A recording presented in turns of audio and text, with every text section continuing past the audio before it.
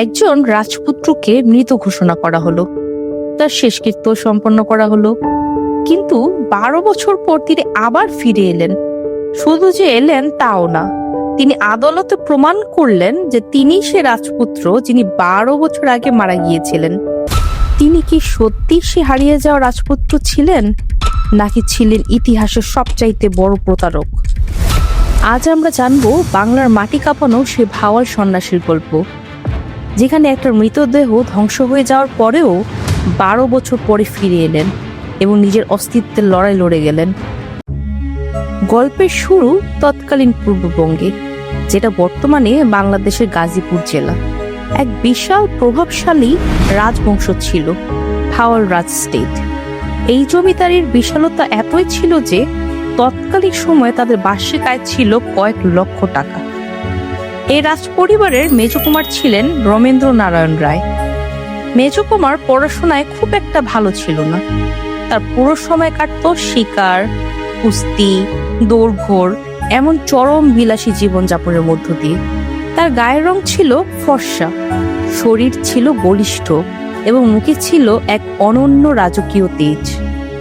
1902 সালে মেজকুমারের বিয়ে হয় অপরূপ সুন্দরী বিভাবতী দেবীর সাথে। কিন্তু বিয়ের পরও মেজকুমারের খামখেয়ালি জীবনযাপন থামেনি। সালটা 1909। মেজকুমার হঠাৎ এক জটিল রোগে আক্রান্ত হন।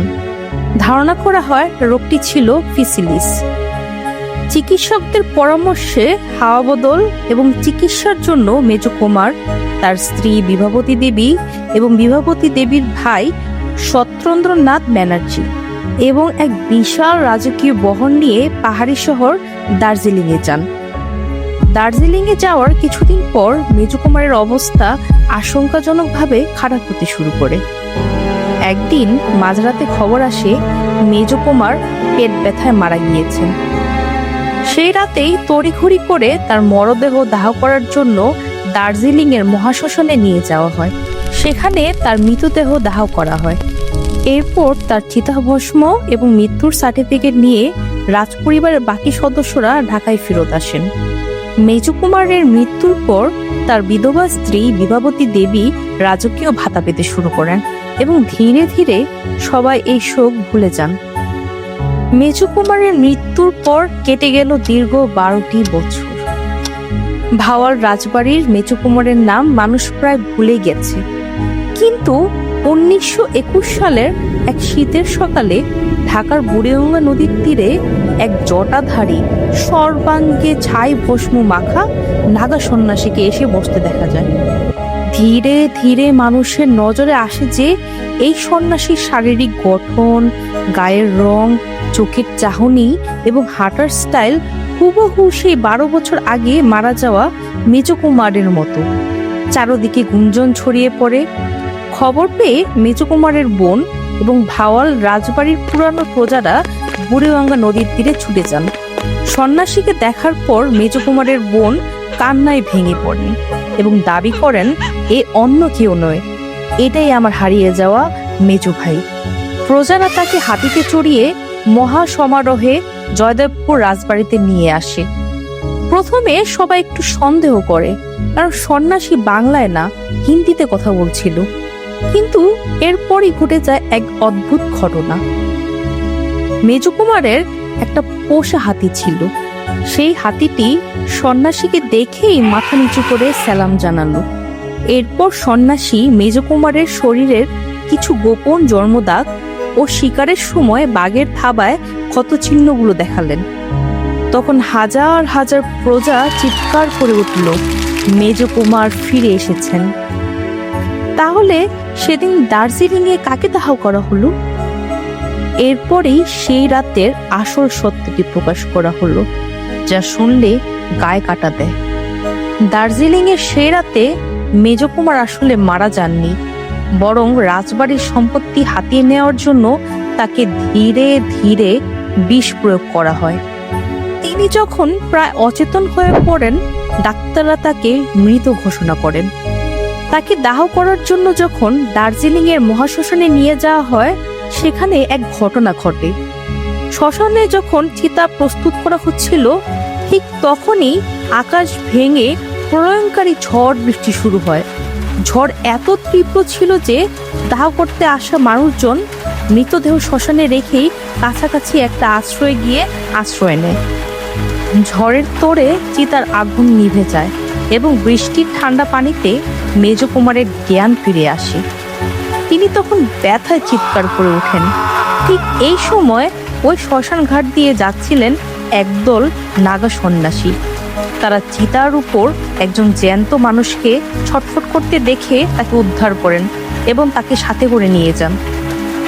আর ওইদিকে কিছুক্ষণ পর যখন ঝড় থামে তখন শ্মশানে থাকা লোকজন ফিরে আসে আর এসে অবাক হয়ে দেখে চিতা থেকে মেজ কুমারের মৃতদেহ গায়েব হয়ে গেছে। কিন্তু লোকলজ্জা এবং সম্পত্তির জটিলতার ভয়ে তারা চিতার ছাই ও একটি নকল কাঠামো দিয়ে দাহ কার্য সম্পন্ন হয়েছে বলে ঘোষণা দেয়। আর এদিকে বিষের প্রভাবে মেজ কুমার তার পূর্বের সব স্মৃতি হারিয়ে ফেলেছিলেন। দীর্ঘ 12 বছর তিনি সেই সন্ন্যাসী দলের সাথে ভারতের বিভিন্ন প্রান্তে প্রান্তে ঘুরে বেড়ান। অবশেষে স্মৃতি ফিরে আসায় তিনি আবার ফেরত আসেন বাংলার বুকে। সন্ন্যাসী ফিরে এলেও মেজ কুমারের স্ত্রী বিভাবতী দেবী এবং তার ভাই তাকে মেনে নিতে সম্পূর্ণ অস্বীকার জানান। তারা দাবি করেন এই সন্ন্যাসী একজন ভণ্ড এবং পাঞ্জাবি প্রতারক। সে রাজবাড়ির কোটি টাকার সম্পত্তি দখল করতে এসেছে। ব্রিটিশ সরকারও বিভাবতীর পক্ষ নেয়, কারণ মেজ কুমার মৃত থাকায় এই সম্পত্তির একটা বড় অংশ পোর্ট অফ ওয়ার্সের অধীনে ব্রিটিশদের নিয়ন্ত্রণে ছিল।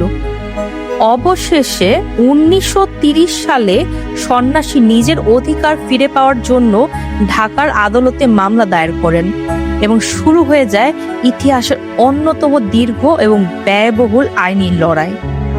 ঢাকার বিচক্ষণ বিচারক পান্নালাল বসু এই মামলার রায় দেন। টানা কয়েক বছর ধরে শত শত সাক্ষী, মেজ কুমারের হাতের লেখার পরীক্ষা এবং শরীরের চুল ও দাগ মিলিয়ে দেখার পর বিচারক ঐতিহাসিক রায় দেন এই সন্ন্যাসী ভাওলের আসল মেজ কুমার। কিন্তু বিভাবতী দেবী এই রায় মেনে নেন না। তিনি কলকাতার হাইকোর্টে আপিল করেন, সেখানেও সন্ন্যাসী জয়ী হন।